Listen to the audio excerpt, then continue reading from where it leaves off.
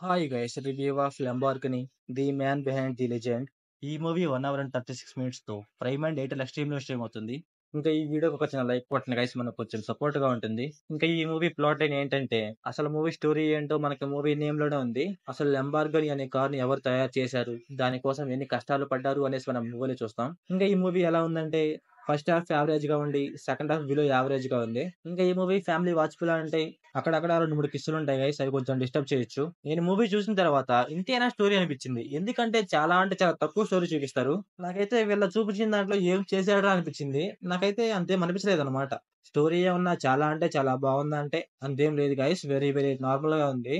Bro, మాకు cars అంటే చాలా ఇష్టం. అండ్ మాకు కార్స్ అంటే ఫ్యాషన్ అంటే మీకు నచ్చొచ్చేమో ఒక రకంగా. ఫస్ట్ హాఫ్ లో అక్కడక్కడ కొంచెం ఎంగేజింగ్ గా ఉంటుంది. ఎందుకంటే అక్కడక్కడ కొన్ని ఫన్నీ సీన్స్ అండ్ అలాగే లవ్ ట్రాక్ నడుస్తా ఉంటది. కొంచెం బాగుంటుంది అనమాట.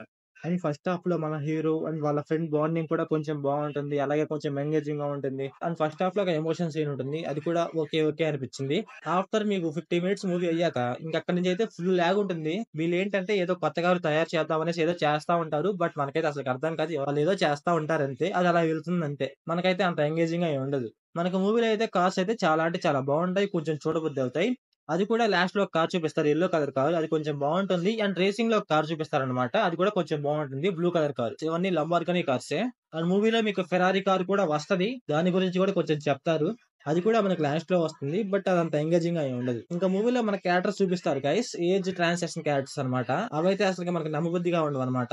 వాళ్ళైతే 3, 4, 5 years కే చాలా అంటే చాలా చేంజ్ అయిపోతారు. అసలు వీళ్ళేనా అనిపించింది నాకైతే చూడంగానే.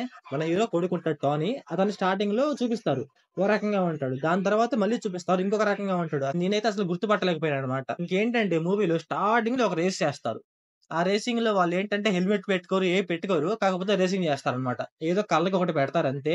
అంటే అప్పుడులో ఇలాగా ఉండేదేమో మరైతే. ఇంకా మూవీలో స్క్రీన్ ప్లే, డైరెక్షన్ అయితే పర్లేదు గైస్, బాగానే ఉన్నాయి. ఇంకా మూవీలో ఎమోషన్ ట్రై చేశారు. కాకపోతే మరీ అంత వర్కౌట్ అవ్వలేదు. ఒకే ఒక సీన్ లో వర్కౌట్ అవుతుంది. అది కూడా లైట్ గా వర్కౌట్ అవుతుంది. మరీ అంత ఏం వర్కౌట్ అదనమాట. సో ఓవరాల్ గా మూవీ ఎలా ఉందంటే నాకైతే బిలో యావరేజ్ అనిపించింది. ఏదో మీకు కార్స్ బాగా ఇష్టమైతే అసలు ట్రై చేయండి అంతే. లేకపోతే అనవసరం అనమాట. సో ఓవరాల్ గా నా రేటింగ్ వచ్చేసి 1/5.